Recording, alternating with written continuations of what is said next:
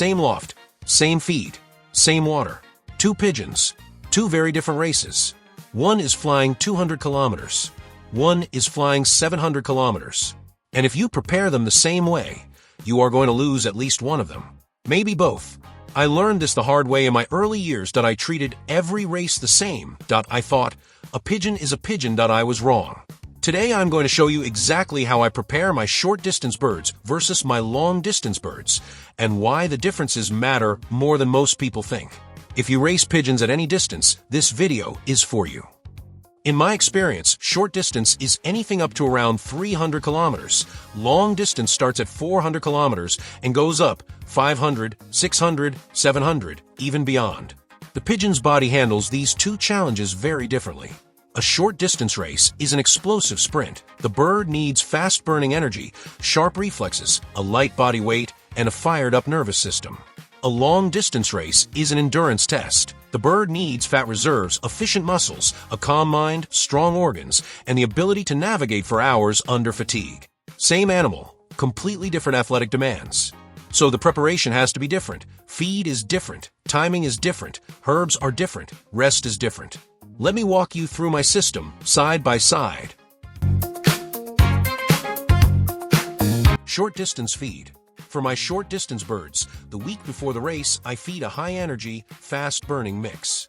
The base is 45% corn, fast energy, burns quickly, 25% wheat, steady carbohydrate, 20% barley, digestive support, keeps the bird lean, 10% peas, protein for muscle condition. I keep the portions controlled. I do not want a heavy bird going into a sprint race. Think of it like a sprinter before a 100-meter race. Light, lean, explosive. On the day before the race, I reduce the evening feed by about 30%. I want the crop cleared. A bird with a full crop going into the basket is a slow bird. Long-distance feed. For my long-distance birds, the approach is completely different. I start building fat reserves 10 to 12 days before the race, not just 7. The mix I use: 35% corn, 20% wheat, 15% barley, 15% safflower seed, high-fat, slow-burning, 10% sunflower hearts, rich in healthy fats and vitamin E, 5% hemp seed, omega fatty acids, anti-inflammatory. I want my long-distance bird carrying fat, not too much, but enough. Fat is the fuel that gets them home from 600 kilometers. On the evening before a long-distance race, I do not reduce the feed. I give a full, normal meal. The bird needs fuel in reserve for the journey. Now, let's talk about herbal support, and this is where I really do things differently between the two distances. Short-distance herbs. For my sprint birds, the focus is on two things: explosive readiness and a clean, fast gut. The herbs I use: thyme, given as tea 2 days before the race. Thyme clears the respiratory tract so the bird can breathe freely at full sprint speed. A congested pigeon cannot perform. Thyme fixes that naturally. Apple cider vinegar, in the water every day of race week. Keeps the gut acidic, kills bad bacteria, and helps nutrient absorption. Garlic, earlier in the week, day 7 and day 6. Not in the final 2 days. Garlic can slow the gut slightly. I use it to clean and protect, then I remove it before race day. Long-distance herbs. For my long-distance birds, the priorities shift entirely. Rosehip. I give rosehip tea or crushed dried rosehip from day 10 to day 5. Rosehip is loaded with vitamin C, which protects against oxidative stress. During a 10-hour flight, the pigeon's body is under enormous physical stress. Rosehip builds resistance to that stress before it happens. Turmeric, added to the feed in small amounts from day 8 onwards. Turmeric is a natural anti-inflammatory. Long-distance flight creates muscle inflammation. By loading turmeric before the race, I reduce the damage that long flight causes to the muscles. The bird recovers faster, and in a long race, recovery mid-flight matters. Chamomile, given as tea on day 3 and day 2 before a long race. A long-distance pigeon that arrives at the basket nervous wastes enormous energy. Chamomile calms the nervous system and helps the bird conserve energy during transport. Oregano oil, 1 or 2 drops per liter of water from day 5 to day 3. Immune support: antiviral, antibacterial. A long-distance bird is away from the loft for a long time. I want the immune system as strong as possible before departure. Training in race week, another area where I treat short and long-distance birds completely differently. Short-distance training week. For my sprint birds, I keep exercise going right up until 2 days before the race. I want them sharp, fast, and stimulated. I do short toss training, releasing them 20 to 40 kilometers from home, as late as day 4. This keeps their homing instinct active and their muscles fired up. On day 3 and day 2, free loft flying only 1 to 2 hours per day. On day 1, I keep them in. Rest. No flying. Conserve.